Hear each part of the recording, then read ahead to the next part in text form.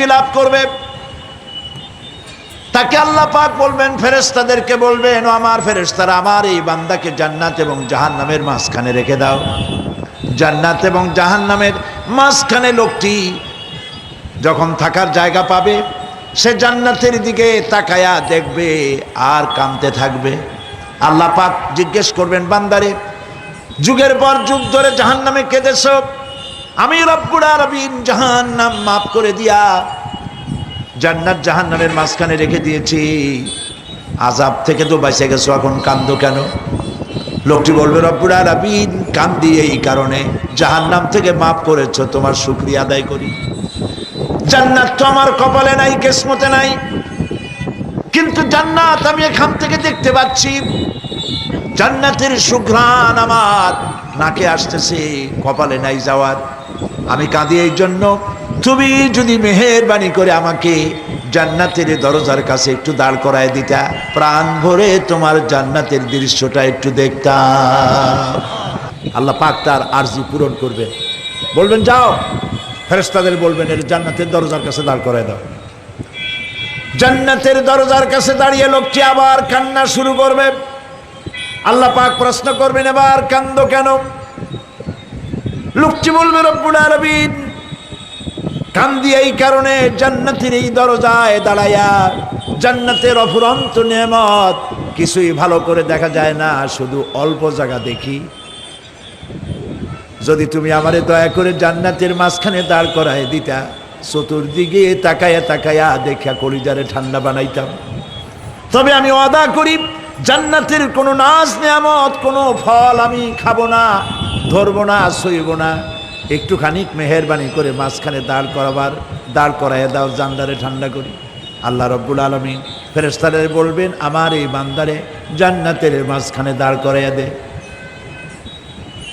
আল্লাহর নবী বলেন, জান্নাতের মাঝখানে দাঁড়িয়ে লোকটি আগের চাইতে আরো জোরে চিৎকার মেরে কাঁদতে থাকবে।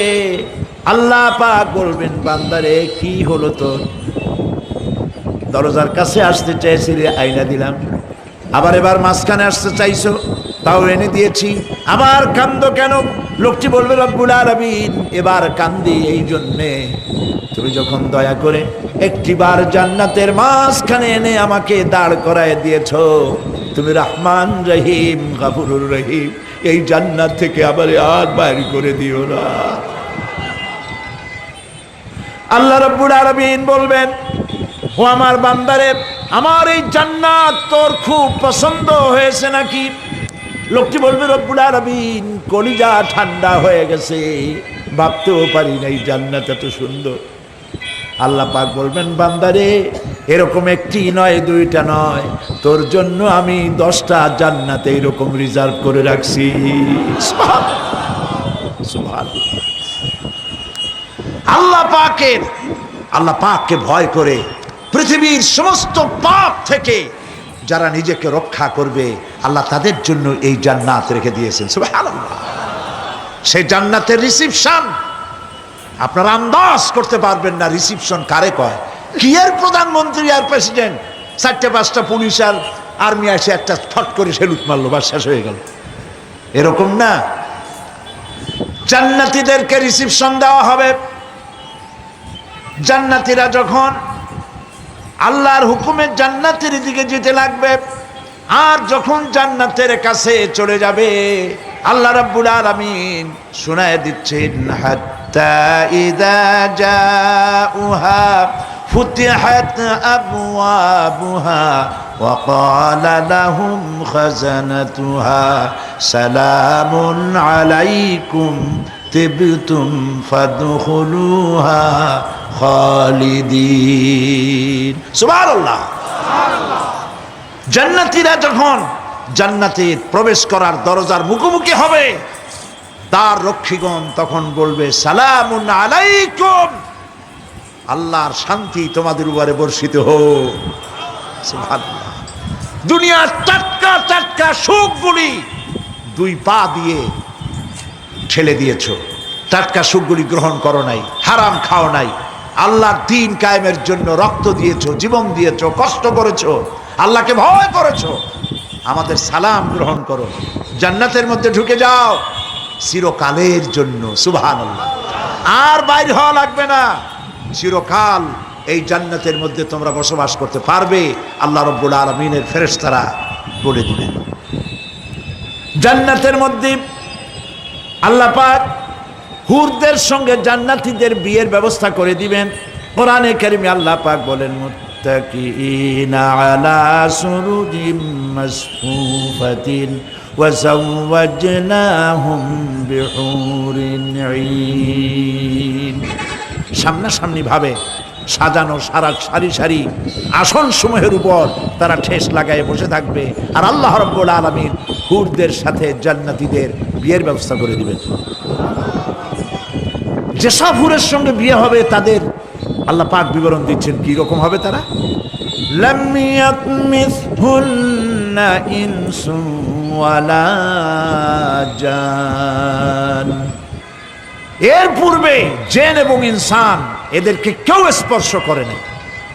কিরকম তারা? কাআন্নাহুন্নাল ইয়াকুতু ওয়াল মারজান। যেমন ঝিনুকের ভিতরে মণিমুক্তা থাকে, এইভাবে আল্লাহ পাক তাদেরকে পবিত্র করে রেখে দিয়েছেন।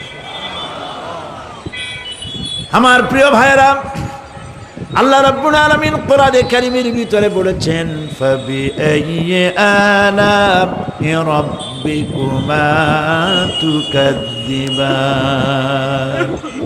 জান্নাত দান করে আল্লাহ পাক এবার জান্নাতীদেরকে সম্বোধন করে বলবেন, ইয়া ইবাদি লা খাউফুন আলাইকুমুল ইয়াওমা ওয়ালা আনতুম তাহজানুন।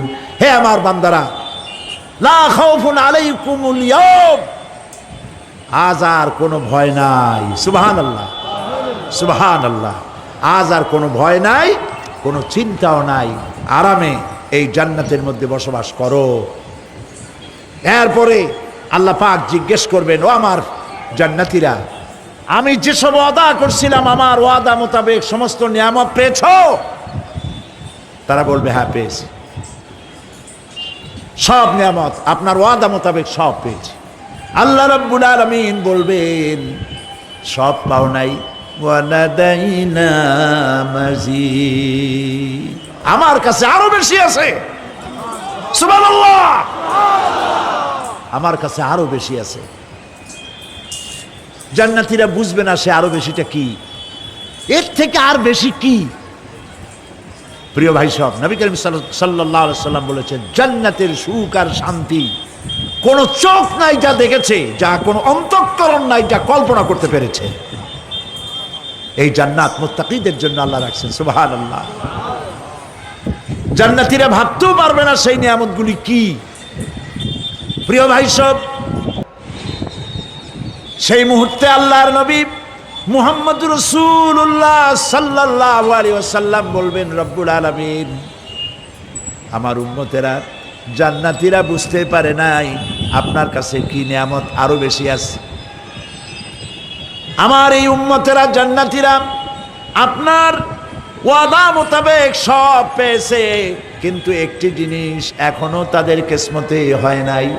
সেই জিনিসটা হলো, যারা তার রবকে না দেখে শুধু কোরআন আর হাদিসের কথা শুনে আরবের ঘুম হারাম করে তাহাজ্জুদের নামাজ আদায় করেছিল, চোখের পানি ফেলেছিল, যারা জান্নাত দেখে নাই, জাহান্নাম দেখে নাই, আপনাকে ভয় করে যারা জীবন পরিচালনা করেছিল, যারা আপনাকে দেখে নাই, না দেখে শুধু কোরআন হাদিস বিশ্বাস করে যারা অকাতরে নিজেদের জীবন বিলায় দিয়েছিল, এই জান্নাতীরা এখন পর্যন্ত তার রবকে দেখতে পারে নাই। আল্লাহ রাব্বুল আলামিন তার সামনে থেকে ৭০,০০০ পর্দা সরে যাবে। আল্লাহ পাক বান্দাদের আরজি পুরা করার জন্য জান্নাতীদের সামনে তিনি জালোয়া ফরোজ হবে। কোরআন শরীফের ভিতরে আল্লাহ পাক বলেন, জান্নাতীরা তারা আল্লাহর দিকে, জান্নাতীরা তার রবের দিকে তাকিয়ে থাকবে, আর রব তার বান্দাদের দিকে তাকায়া থাকবে। প্রাণ ভরে জান্নাতীরা রবকে দেখবে, সুবহানাল্লাহ, আল্লাহ পাককে দেখবে। প্রাণ খুলে আজ দোয়া করি রব্বুল আলামিন